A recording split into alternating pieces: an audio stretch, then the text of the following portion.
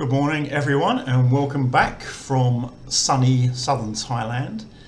It's very hot at the moment. The temperatures are getting close to 40 every day with very high humidity. At the beginning of the hot season we had a lot of storms and the rain sort of kept the temperatures down. Now it's stopped raining, it's really hot. So I've just got back from the school run and just about to start another tutorial. And to be honest, it's turned into a bit of a chore recently. I get up around sort of 5:30 to 6 o'clock, take my son to school, come back from the school run and start these tutorials. And they normally take me about 3 hours each. And each one gets very few views, very few comments, and sometimes I think, what's the point? Anyway, I just logged on to YouTube and there was a great comment from Kurt in Norway thanking me, and that makes all the difference. Just if I know it's making a difference to one person or a couple of people, that makes it all worthwhile. So Kurt, thank you very much. And today I'm going to start on tones. And if you've got this far, you're actually looking at tutorials on how to read Thai, you will be very aware that Thai is a tonal language. So what does that mean? And in English, well, most languages, we use tones to express nuance, emphasis, emotion. If we just spoke in a sort of mid-monotone all the time, it would be very boring. So like with anger, don't do that again. It sort of goes low. Excitement, wow, high. Surprise, what? Sort of rising tone. And if we're disappointed about something, maybe a falling tone. Oh no. So we use tones. The difference in Thai is that tones are used for a different purpose. And the same basic sound with a different tone and or a different vowel length can have a completely different meaning. And that's what makes Thai so difficult. So in my example down here, the dog came but the horse didn't come. The words for dog, come and horse are a basic sort of ma sound, like an M followed by a long R vowel. But the tones are different. So for dog, it has a rising tone. For come, just a mid-tone. And horse has a high tone. So to be understood by a Thai, you need to get all these tones right, and that's really difficult. Thais grow up, from birth surrounded by people speaking the language, so it comes naturally to them. I started learning Thai about 42, 43, and this has never come naturally to me, as you can tell from my pronunciation, which is why in the earlier tutorials I got my wife to do the speaking parts, but she's not available at the moment, so you just have to put up with my bad pronunciation. So this sentence, I'll try it. I don't guarantee it will be correct, but ma, te, ma, my ma. The dog came, but the horse didn't come. And there are lots of examples of this. You find, different words with the same basic sound, but the tone and or the vowel length changes, and thus the meaning completely changes. There are 5 tones in Thai: mid, low, high, rising and falling. Although I live in the south of Thailand, and a lot of people around here speak the southern dialect, which I have a great deal of problem understanding, and I can't speak it. And some people say that the southern dialect has 6 tones. In addition to these, there is a high and rising tone. And when you hear them speaking, it's a very sort of sing-song dialect, and it's as if they get very excited. So some words do sound, as if they start off high and then go even higher. But most foreigners will learn the central dialect, so you just need to worry about these 5 tones: mid, low, high, rising and falling. And ideally I'd like to get a Thai native speaker now to give you a demonstration, but I'll just try to give you an example using something that I've made up, this is off the top of my head, and this saying the English word book using the different tones. So with a mid-tone, it's just normal speech, you know, book. With a low tone, it might be because you're angry, so you need to go down a register, book. High, you might be a bit excited, book. Rising, it starts off low, then goes up, book. And falling, it goes the other way. You put energy into the start of the word and then it goes down, book. When foreigners learn the Thai tone rules, they learn using rules. Thais don't use rules, which I'll get onto that in a minute. And some words have tone marks and some words don't have tone marks, and it's a different set of rules depending on whether a word has a tone mark or not. So in this tutorial, I'm going to do the rules for words with tone marks, and in the next tutorial, I'll do the rules for words that don't have tone marks, which are a bit more complicated. So Thai has 4 tone marks. So I've written them above the 0 consonant here. And they have names. So the first one, my ek, my to, my tri, my jatawa. I normally just refer to them as, you know, first tone mark, second tone mark, third tone mark, and fourth tone mark. The third and fourth appear very seldomly. In fact, when I was looking for examples for this tutorial, I had a problem finding words that use those tone marks. You see them very rarely. The first 2 are used all the time. You know, you just need to read a little bit of Thai and you'll come across these tone marks. So they are very, very common. One of the most important factors when determining the tone of a word from the tone rules is the class of the initial consonant. We looked at this slide in a previous tutorial. So most consonants are low class, but some are mid class and higher class. And really, although it's difficult, you should try to remember which class every consonant is. And with consonant clusters, where you have 2 consonants together that make a single sound, the vowel and or the tone mark is written above the second consonant in the cluster, but for tone purposes you need to look at the first consonant in the cluster. Here are the tone rules for words that use a tone mark, and these are actually a lot more straightforward than the rules for words that don't have tone marks. And you can try to simplify this as well. So any word that uses the third tone mark will have a high tone, and any word that uses the fourth tone mark will have a rising tone. And as I said before, you very rarely see words that use either of those tone marks. So if you're going to try to remember, you should really sort of concentrate on remembering these rules here for the first and second tone marks.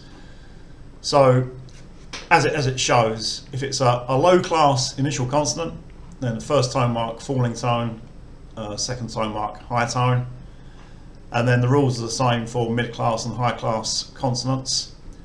If they've got a first tone mark, they're a low tone. If they've got a second tone mark, they're a falling tone, and that's it.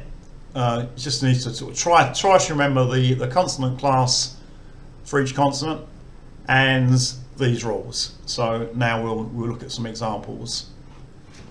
There are a handful of Thai words that don't follow the tone rules. So if you work out the tone rule for that word, it isn't actually the tone that Thais use. I can't remember what they are. There aren't very many, but the vast majority of Thai words do follow the tone rules. And as I've told you many times before, my pronunciation and my tones are not good. I freely admit that. I started learning Thai too late in life.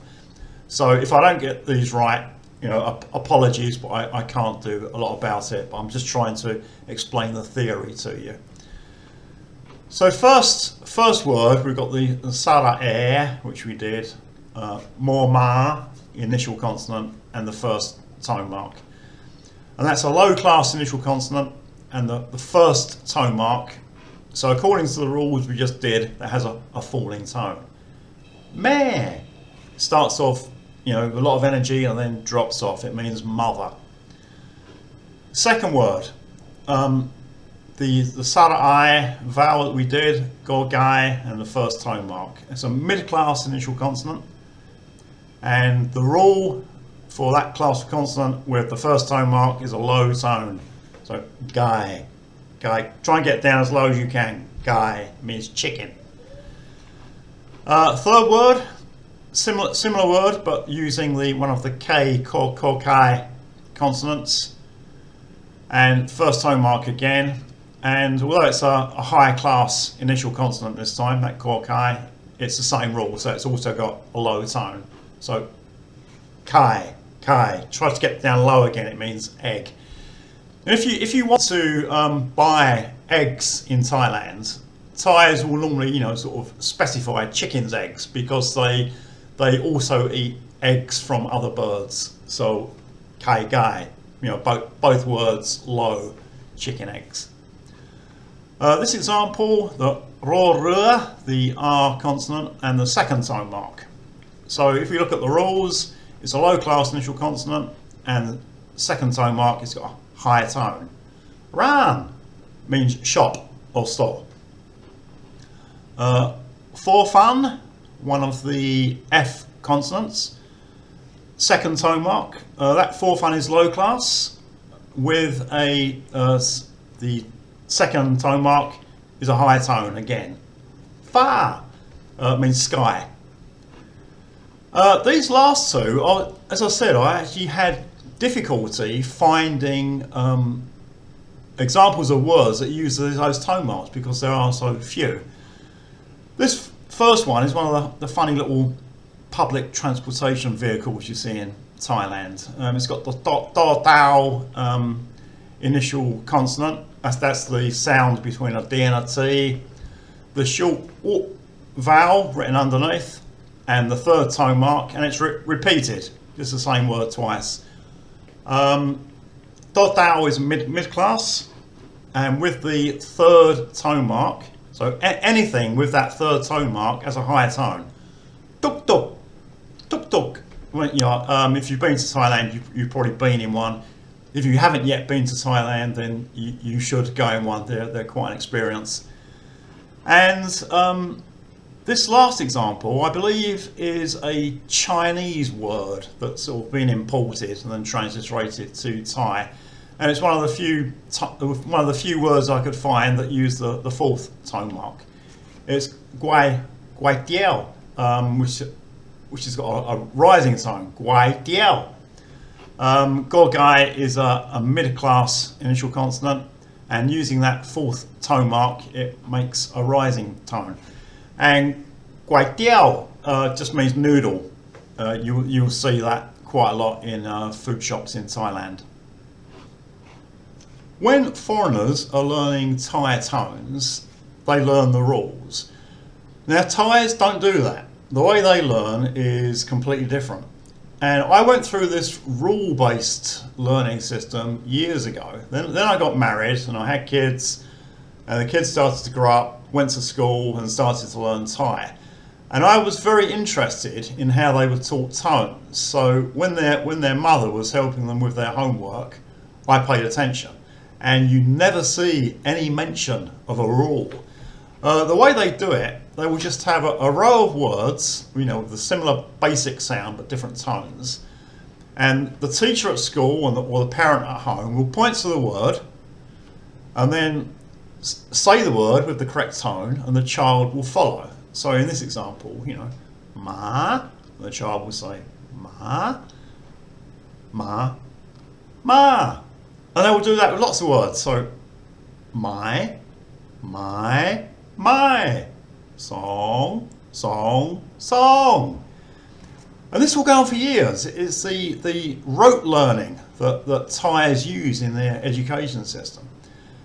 And there are some good things and bad things. The good thing is that because it's not rule-based, Thais don't have to think.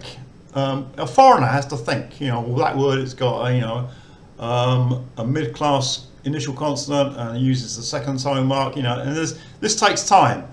With Thais, they just look at the word and they know instinctively what the tone is. That's a good thing. But they don't really know why. Well, that's my experience at least. So in the past, when I had problems with Thai, and I asked a Thai, you know, why has that word got a rising tone? They don't know. It's just the way it is because that's what their teacher told them. That's what their parents told them. They know how. They're not taught why. Why isn't encouraged in the Thai education system. You know, teacher tells them something, they remember it, finished. Kids don't ask their teachers why. That's just the way it is. So if you're learning to speak Thai, absolutely learn from a Thai person. You don't want to speak Thai like me or the other foreigners I hear speaking Thai with their bad tones and bad pronunciation. Learn from a Thai native speaker who can pronounce the words correctly.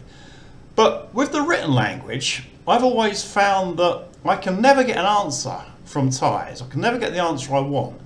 And the best information I've ever received is from foreigners. You know, like the best book I've ever seen on the Thai language is David Smith's book, because it's only foreigners that can understand the difficulties of Thai from a foreign perspective. Thais take so much for granted and think everything is so natural about the language, they don't understand the problems that foreigners have. Thank you for watching, liking and subscribing. If you have any comments, questions or other feedback, please leave them below. The next video will be about tone rules for Thai words that don't use tone marks, and it should be coming fairly soon.